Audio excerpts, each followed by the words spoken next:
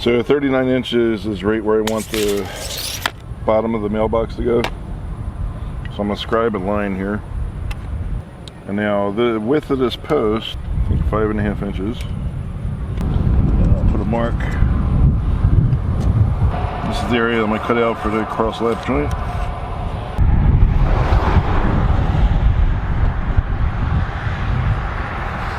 Okay, and then on the other side we want to go in 2 3/4 inches.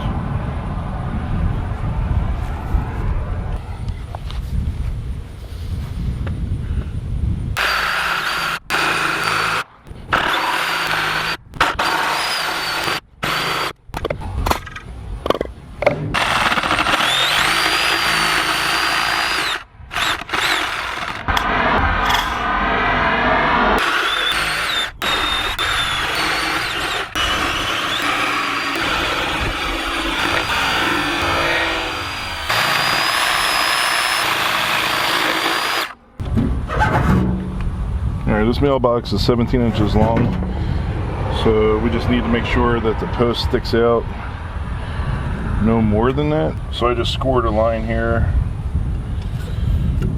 on this side. And now we need to make sure that this is where we start the joint. So that's our line, and now we need to come down 5.5 inches from that line. Just put a mark and then come across again. So this is what we're going to cut out, and then I have to put 2 marks on this side, 2 3/4 inches, and then we'll come down this way to make our line. And we have to come across for the bottom. So then this is what gets cut out. Then we do the thing on the other side.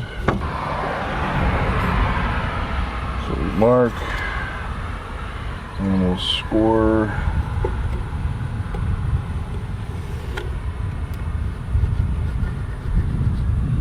Okay, and then draw this line.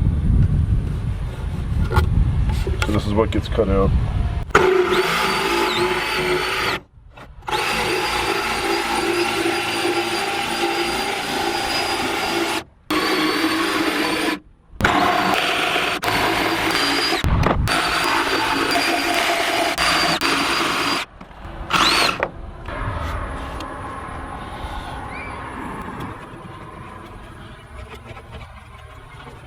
So I don't want to hit it too much until this concrete sets, so I'm going to leave it this way for now.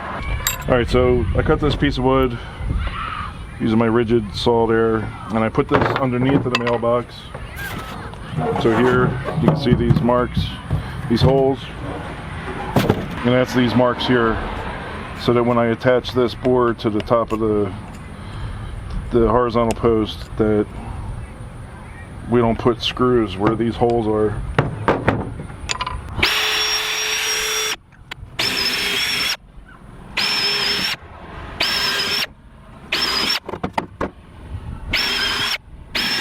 Okay, the bolts that I got came with Torx, so I need 6 bolts. So we got 3, 4, 5, 6.